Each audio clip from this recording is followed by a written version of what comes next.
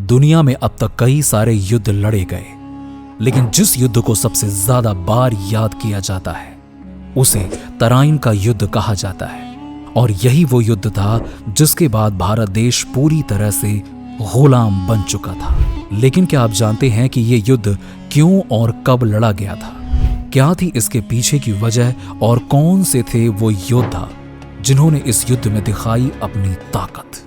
तो दोस्तों, अगर आप भी जानना चाहते हैं तराइन युद्ध की हर एक बात, तो बिना देरी किए चलिए शुरू करते हैं आज के इस वीडियो को। तराइन की लड़ाई कई साल पहले 1191 एडी में हुई थी और इसके परिणाम स्वरूप उत्तर भारत में इस्लामी शासन स्थापित हुआ था। अजमेर और दिल्ली के चौहान राजपूत शासक पृथ्वीराज चौहान और गरीब के मुइज अल दीन मोहम्मद इब्न ने ये लड़ाई लड़ी थी। ये लड़ाई भारत के आधुनिक हरियाणा के करनाल और थानेसर में लड़ी गई थी, जो दिल्ली से लगभग 70 मील उत्तर में है। राजपूतों द्वारा लड़ा गया ये पहला युद्ध तराइन की लड़ाई 1191 एडी में लड़ी गई थी।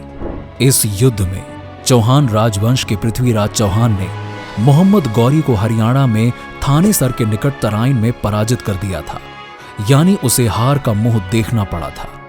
वहीं दूसरी लड़ाई 1192 एडी में लड़ी गई थी, जिसमें मोहम्मद गौरी के द्वारा पृथ्वीराज चौहान को हार का मुंह देखना पड़ा। यानी तराइन के युद्ध में एक बार पृथ्वीराज ने मोहम्मद गौरी को हराया, तो वहीं दूसरी बार मोहम्मद गौरी ने पृथ्वीराज को हराया। दरअसल मोहम्मद गौरी अपने पूरे साम्राज्य को भारत में फैलाने के लिए प्रयास करने लगा। उस समय उत्तरी भारत कमजोर राज्यों का समूह था और पूरी तरह से गुलाम बन चुका था। वहीं अगर बात सबसे शक्तिशाली लोगों की हो तो गुजरात में चालुक्य वंश, कन्नौज में जयचंद का सोलंकी वंश और अजमेर और दिल्ली में स्थित पृथ्वीराज चौहान के राजपूत चौहान सबसे ताकतवर थे। मोहम्मद गौरी ने पहले तो एक समझौता करने के लिए पृथ्वीराज चौहान के दरबार में एक दूत को भेजा और ये शर्त रखी कि चौहानों को इस्लाम धर्म कबूल करना होगा और घुरिद के शासन को स्वीकार करना होगा, जिसे पृथ्वीराज चौहान ने सिरे से खारिज कर दिया। तराइन की पहली लड़ाई भारत के अरब और तुर्की आक्रमणों के दौरान लड़े गए कई महत्वपूर्ण युद्धों में से एक थी। हालांकि इसके बाद न जाने कितने बार पृथ्वीराज चौहान और गौरी के बीच युद्ध हुआ, लेकिन एक बार फिर से मोहम्मद गौरी से मुकाबला करने के लिए मोर्चा खोला। इस दौरान उन्होंने अपनी सेना के लिए जितने सैनिक जुटाए थे वो उनकी उम्मीदों से कम थे, क्योंकि उन्होंने पिछले महीने में अपने कमांडरों को अन्य युद्धों में भेजा था।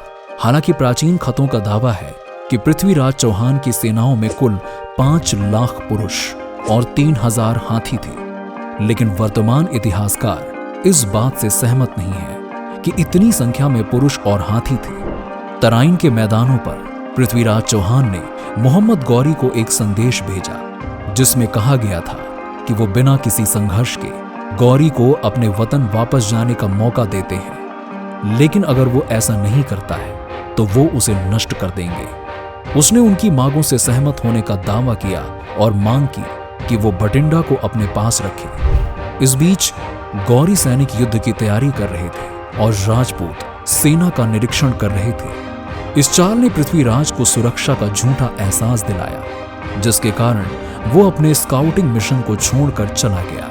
घुरिद सेना घोर से पहले ही निकल पड़ी और राजपूत शिविर पर अचानक से हमला कर दिया, जिसमें वो डेरा डाले हुए थे। राजपूतों को अपने पहले आश्चर्य से उबरने में कुछ समय लगा, क्योंकि उनके सैन्य दर्शन में रात के समय लड़ाई को गैर कानूनी माना गया था। आखिरकार उन्होंने अपने पास आ रहे घुरिद घुड़सवारों को हरा दिया। राजपूतों ने पाया कि घुरिदों ने हमलावर सेना का पीछा करते हुए पहले से ही युद्ध की रूपरेखा बना ली थी। तराइन की दूसरी लड़ाई शुरू होने वाली थी 1192 एडी में। तराइन की दूसरी लड़ाई में मोहम्मद गौरी ने पृथ्वीराज की सेना को बखूबी ढंग से हराया और पृथ्वीराज को बंदी बना लिया और इनकी हत्या कर दी। जिसके बाद 1206 में मोहम्मद गौरी की हत्या से पहले तुर्क ने गंगा, जमुना, दोआब और इसके पास के 2 पड़ोसी क्षेत्रों बंगाल और बिहार को भी जीत लिया।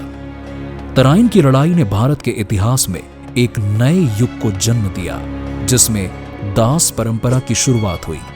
12वीं शताब्दी में गजनवी साम्राज्य के पतन के बाद कई जनजातियों ने साम्राज्य पर नियंत्रण के लिए लड़ाई लड़ी, जिसके परिणाम स्वरूप सत्ता शून्य हो गई, यानी सत्ता पूरी तरह से गायब हो गई थी, जिसके चलते इनमें से गुरीदों ने जीत हासिल की और साल 1149 तक उन्होंने गजनी की प्राचीन राजधानी को नष्ट कर दिया।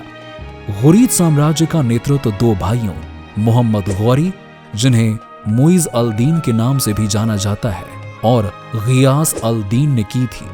उन्होंने विस्तार की रणनीति अपनाई, जिसमें आधुनिक अफगानिस्तान, ईरान और पाकिस्तान का अधिकांश हिस्सा शामिल था। गजनी में अपना स्थान मजबूत करके और सुरक्षित करके मोहम्मद गौरी ने भारत पर ध्यान केंद्रित किया और गजनी के महमूद की तरह भारत को जीतना चाहा था। लेकिन 1175 एडी में मोहम्मद गौरी ने सुल्तान और पूरे सिंध पर कब्जा कर लिया। साल 1186 में इसने पंजाब पर हमला किया और खुसरो मलिक से कब्जा छीन लिया। इसके बाद ही इन्होंने पृथ्वीराज चौहान राज्य पर हमला किया। पृथ्वीराज चौहान ने 1191 एडी में दिल्ली के निकट तराइन की लड़ाई में गौरी को हरा दिया।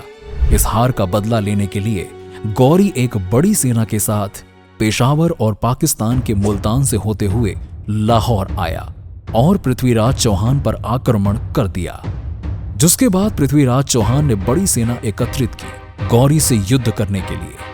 मोहम्मद गौरी और पृथ्वीराज चौहान की सेनाओं में काफी अंतर था। जहां राजपूतों यानी कि पृथ्वीराज की सेना में हाथियों की ताकत ज्यादा थी, वहीं गौरी की सेना में धनुर्धारियों की उपस्थिति ने बेहद लाभ उठाया। लड़ाई की शुरुआत घुरिद धनुर्धारियों द्वारा किए गए एक हमले के साथ हुई, जहां उन्होंने राजपूतों को तीरों से भर दिया। पृथ्वीराज चौहान ने तुरंत एक चौतरफा हमले का जवाब दिया, जिसने घुरिदों की सेना के होश उड़ा दिए। वो राजपूतों की लड़ाई के इस तरीके से बिल्कुल अनजान थे। राजपूतों ने मुख्य घुरिद सेना की बहुत अधिक जमीन को कवर कर लिया। मोहम्मद गौरी की घुरिद सेना ने पैदल सेना की लहरों का विरोध करने के लिए अपनी जमीन को मजबूती से पकड़ रखा था। जब पृथ्वीराज चौहान ने गौरी से युद्ध करने को सोचा, तब चौहान ने अपनी सेना को और भी मजबूत किया था। इतना सब कुछ देखने के बाद मोहम्मद गौरी के लिए यह यकीन हो गया था कि वो लड़ाई हार चुका है और युद्ध करीब करीब राजपूतों के पक्ष में जा रहा है। युद्ध के दबाव को सहन करने में असमर्थ मोहम्मद के सैनिकों ने रैंक तोड़ दी और भाग खड़े हुए। बची हुई सेना को चौहान की गज सेना ने कुचलकर खत्म कर दिया। परिणाम स्वरूप पहले तराइन के युद्ध में मोहम्मद गौरी की हार हुई और भारत के राजपूत राजा पृथ्वीराज सिंह चौहान ने विजय की पताका लहराई। लेकिन ये तराइन के युद्ध का अंत नहीं था। इसके बाद भी मोहम्मद गौरी ने कई बार भारत पर आक्रमण किया और अंत में पृथ्वीराज चौहान को हरा कर ही दम लिया।